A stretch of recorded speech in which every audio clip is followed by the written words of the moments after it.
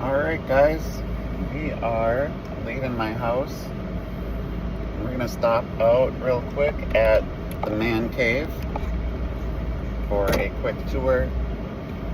Gonna show you some ideas me and my buddies are thinking for creating a workshop. It's about 20 minutes from my house, just west of Minneapolis.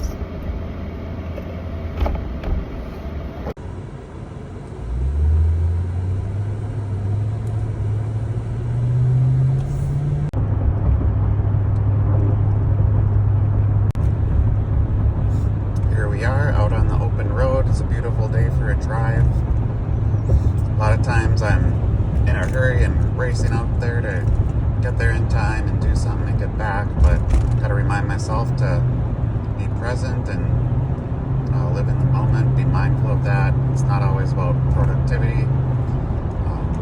In order to use this time to de-stress, I just need to work on being present over productive at times. So the man cave is supposed to be a place where I can just kind of recharge a little bit, and it starts with just enjoying the day or enjoying the drive out there. Here we're coming up on Cook's Corner. I usually stop there for gas on the way back. They're usually like 30 to 40 cents lower than anyone else. I asked them how they do it, and they get like 3 tankers a week. So it's a volume discount. Here you can see people are lining up, waiting to get the cheapest gas. Here we are pulling into Rockford, Minnesota, getting close. It's technically just outside of Rockford where we're headed. I like to stop into this quick trip on my way. Sometimes I score free coffee. So we'll see who's working. Little do they know I fill up at Cook's Corner, but it's worth a shot.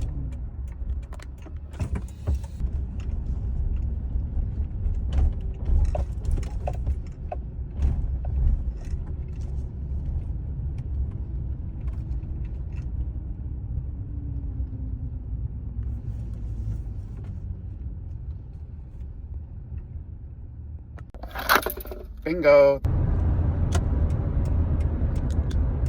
Here's the old farmhouse. I loved the brick exterior. And then I'm just gonna pull up right through the lawn. A little bit of off-roading. Yeehaw! Here we are up to my barn. And an entrance to the workshop. Complete with a burn barrel for that redneck touch. All right, here we go. It's a little hard to do with my coffee and phone. And check this out.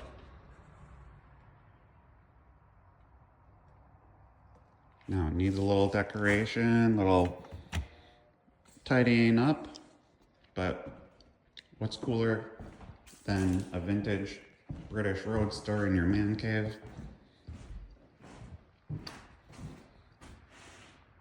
We had to take the windshield off to get it in. I took out some of these drywall panels and just drove it right in from the barn next door, which I'll show you next.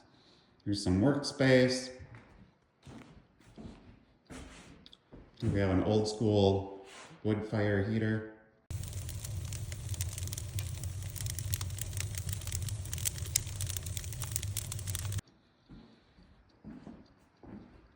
And a comfy leather chair.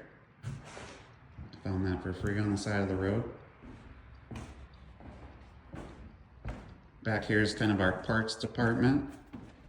I have extra parts for the MGs. And look at this bad boy. I bought this from a friend of mine. They gave me a great deal, thinking it needed a starter. But I think we got it sorted out. Got a great deal. I was gonna maybe ride it for indoor motocross this winter and maybe try and flip it in the spring. Back here we have an entrance right into the old barn. All right, so here we go. It's a little rustic. Needs some cleaning up, as you can see, but we'll get there. I have another MG. Actually, I have 3 of them. One of them's at my parents' barn. This one is, as you can tell, a big project, but it has the beginnings of a small block 289 Ford V8 conversion. So we'll see how far we get with it. I have a tendency to bite off more than I can chew and finish with projects, but we'll see if we can, what we can do with it. Otherwise, I may just need to sell it as is or part it out, because I did get a good buy on it. Here I have an old snowmobile. I've had pretty bad winters. I've just been busy, so I haven't used it much. It's only got like 700 miles on it, so I think we're gonna get cleaned up, running again, and probably just sell that. But the barn, you can see, is really cool. One of my favorite parts about this property. 1890s construction. You can see really no nails in the original making of it. They use the wooden peg construction, and you got live edge timbers. Like I said earlier, we put a new roof on it, so it should be good for another 100 years. And just think how much this would cost to build today with these timbers. I'm guessing 500,000 to maybe even $1 million with all these. All right, for today's project, I'm just gonna make it simple. As you can see, we took off the windshield here. What I wanna do with this car is build custom vintage race windshields. So back for the British race cars, sometimes you'll see they have these basically just individual windscreens. Sometimes they're adjustable right here. You could lay them down flat on either side. So if no one's there, you could just fold it down. You don't have that wind resistance. However, they don't make any specific for the MGA. A lot of people put race screens on from older model cars that are flat, whereas this hood is concave, and it just looks funny to me. The windshields don't look straight; they look kind of crooked then when they're both mounted. So what I want to do is I want to use these ducts here to mount these custom windscreens that we're going to make underneath the dashboard using existing mounts. That way, not only will it look better, we won't be having to drill any holes anywhere else into the original body. In order to do that, I'm gonna go under the dashboard. I don't know how well you can see, but there's this vent right here. And I'm just gonna use that for the dimensions to make a mount for the windshield.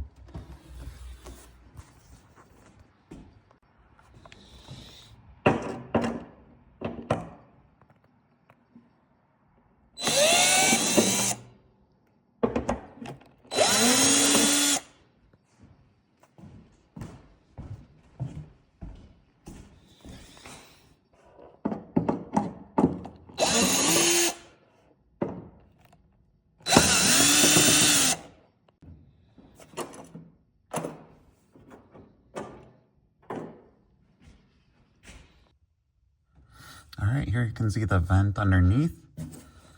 So it's this piece here that I want to remove and copy the mounts so we can mount the windshield to these factory mounts from off the firewall.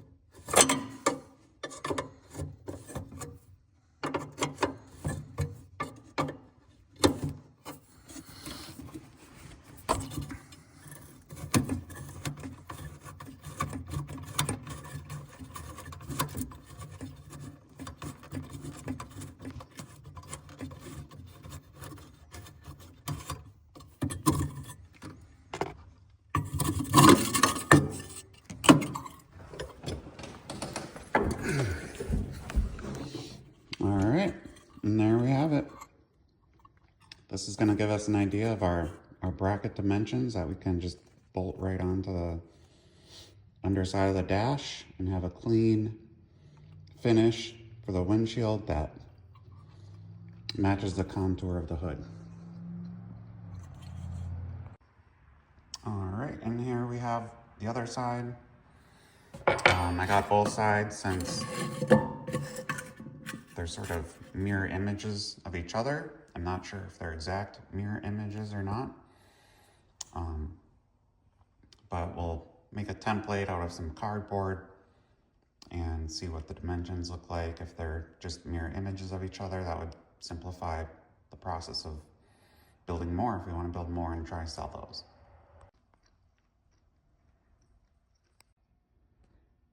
So that's about all I had to do today. Before I go, I might try to fire up the dirt bike and maybe go for a test ride.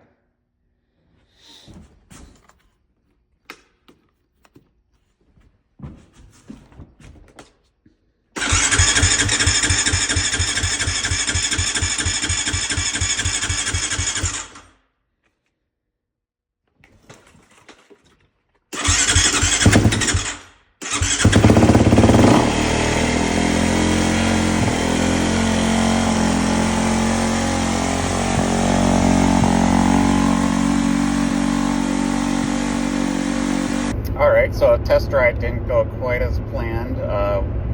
That dirt bike actually had a brand new top and bottom end put in, but the mechanic forgot to put oil in it after the rebuild.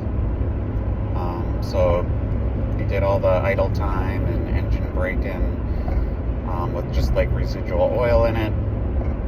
Essentially seized up. We brought it back to him and he agreed to fix it. What he did, I believe, was just he ordered a new top end, put that on the dirt bike, got it running again, but something's still not right. It won't idle. It seems to be overheating. The oil doesn't look right, like there's metal shavings in it. So I think the bottom end is just shot in it.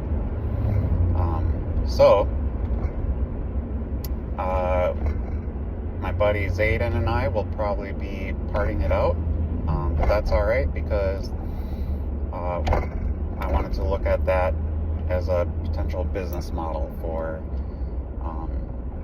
just buying dirt bikes, motorcycles, potentially cars, and selling them as parts. So follow along and we'll share those numbers with you.